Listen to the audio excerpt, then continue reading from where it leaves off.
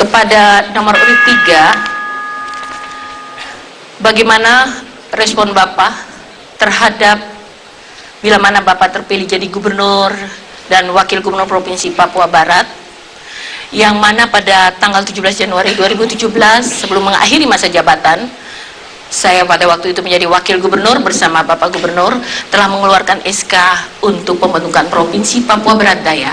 Padahal wilayah 5 wilayah bawahan, 1 adalah Kabupaten Sorong yang merupakan adalah Kabupaten Bapak, di mana Bapak menjadi bupati selama 10 tahun. Kalau Bapak menjadi gubernur, bagaimana kebijakan Bapak terhadap pembentukan Provinsi Papua Barat Daya? Terima kasih. Baik, jangan dijawab dulu, dirasa cukup. Baik, kita akan setting ulang. Boleh saya tanya tapi di luar ini? Silakan, waktu Anda bebas, masih ada 5 detik. Saya ingin bertanya juga adalah masalah bagaimana kebijakan Bapak bila mana terpilih. Mohon maaf, waktu Anda habis. Baik. Terima kasih, langsung dijawab oleh pasangan calon nomor urut 3. Waktu Anda 1 menit 30 detik. Silakan. Baik, terima kasih. Ya, ini hampir jawabannya sama dengan yang tadi ditanya oleh kandidat nomor 1. Jadi memang pemekaran provinsi itu wajar. Tapi yang saat ini kita tampil di sini adalah urus Provinsi Papua Barat dulu. Jadi begitu. Karena itu tetap jalan.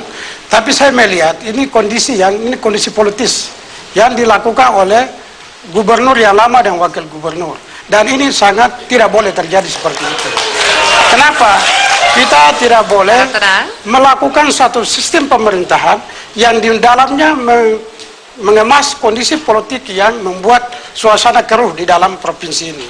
Karena kita harus hati-hati dan kita jaga bahwa harus provinsi ini jalan dalam kondisi yang utuh. Nanti kalau moratorium sudah dilepas, barulah kita bicara kepada pemekaran ini.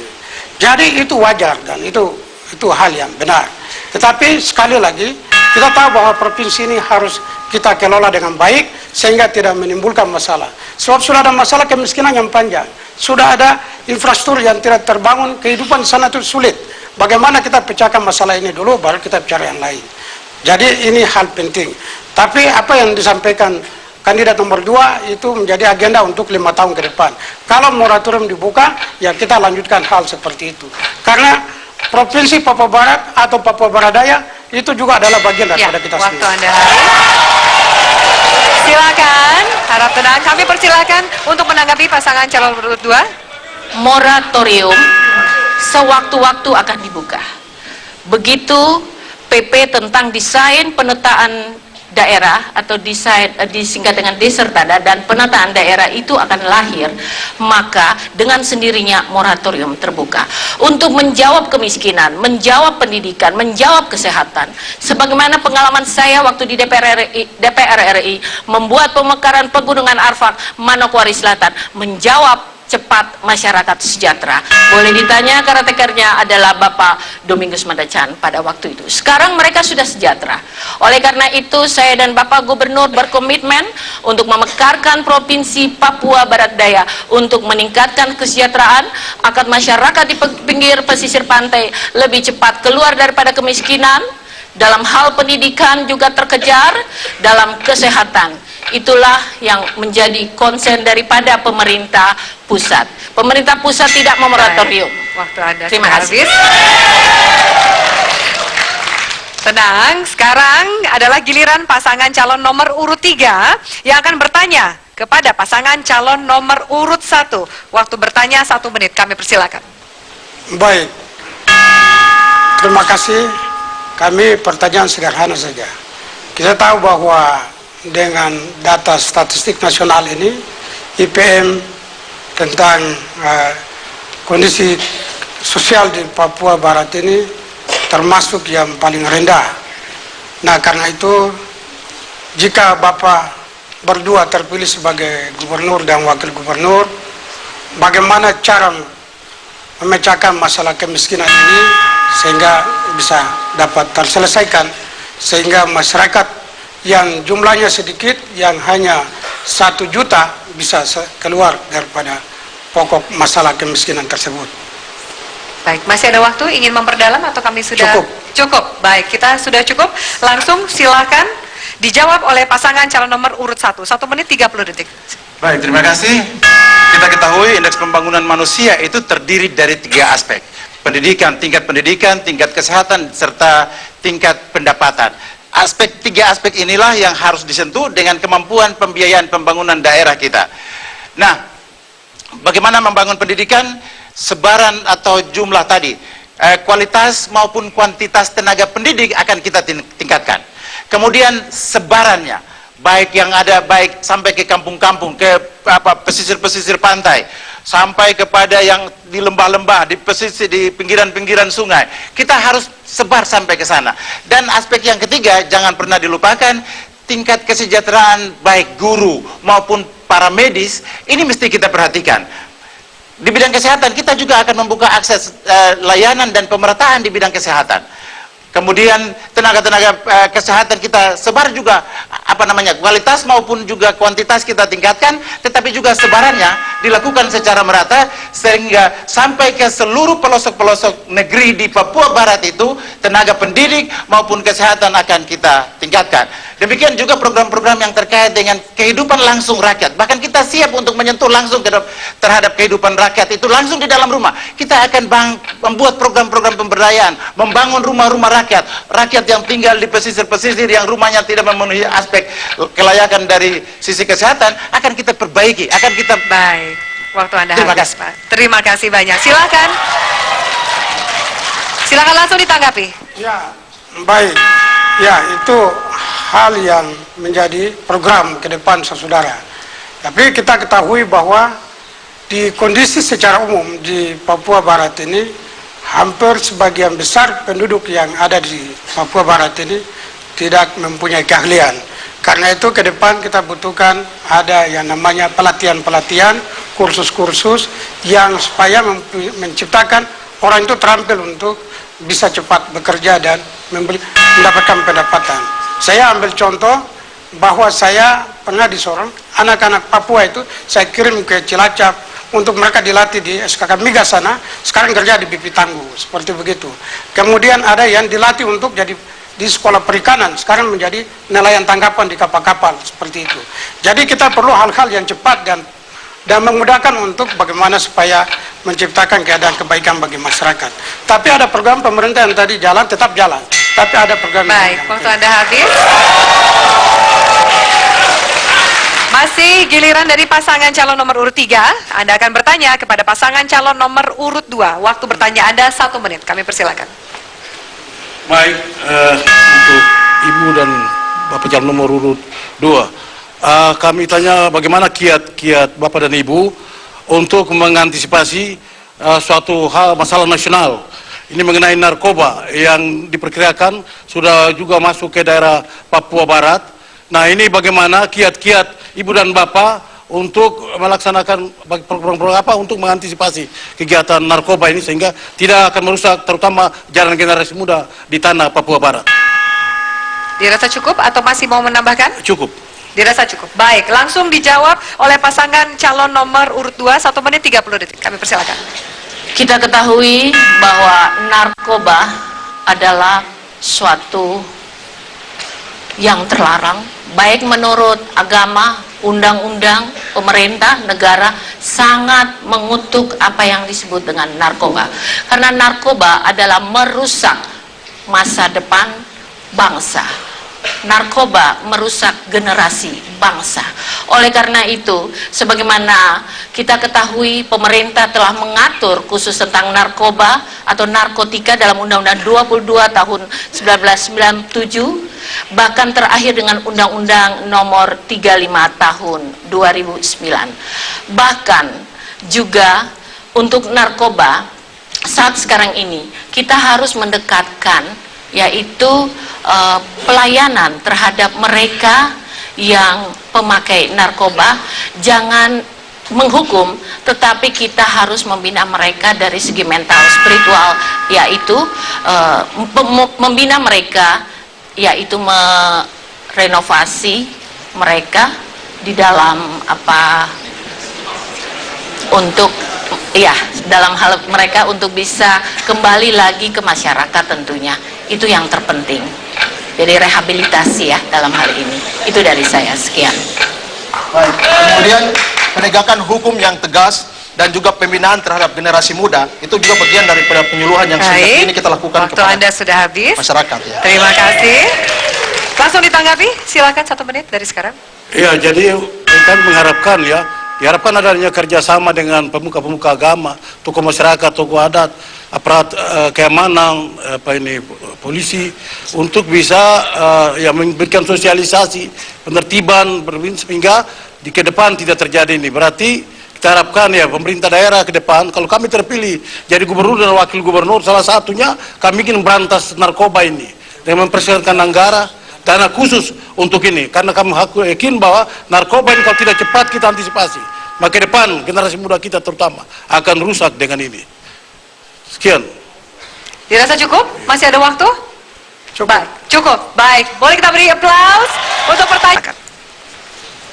Bapak-bapak, ibu-ibu, tete, nenek, kakak, adik, tante, om, pace, mace yang berhak menggunakan hak pilihnya di Provinsi Papua Barat, jangan lupa tanggal 15 Februari 2017 datang ke TPS, coblos nomor 1, dan nomor 1 pasti menang. Nomor 1, nomor 1, nomor 1, doamu, amin. Baik, masih ada waktu Pak?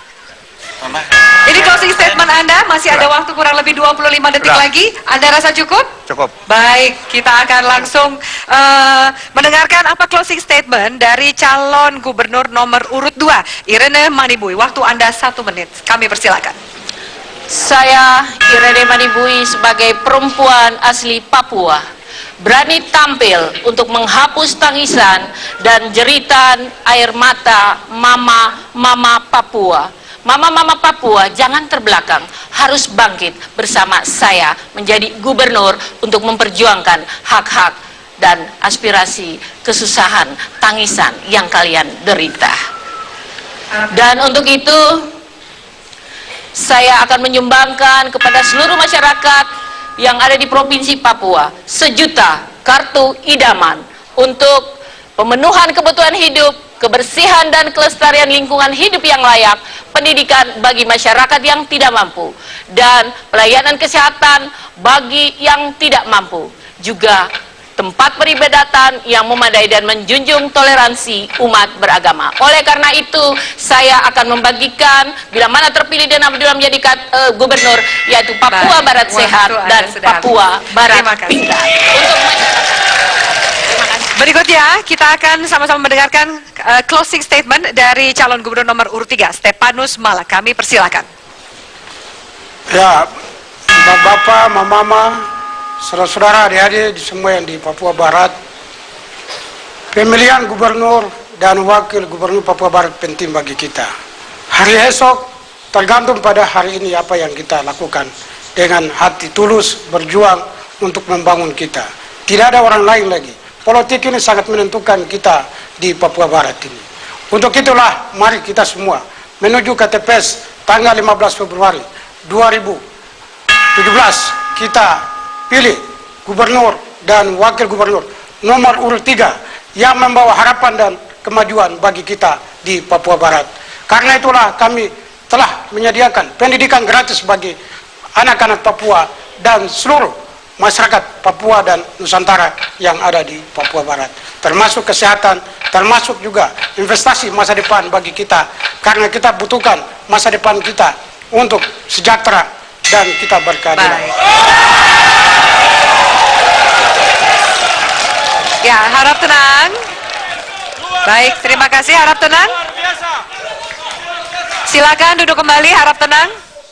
Baik, terima kasih. Setelah calon gubernur menyampaikan kalimat penutup, sekarang giliran calon wakil gubernur untuk menyampaikan closing statement. Harap manfaatkan waktu Anda sebaik mungkin. Durasi Anda adalah 1 menit.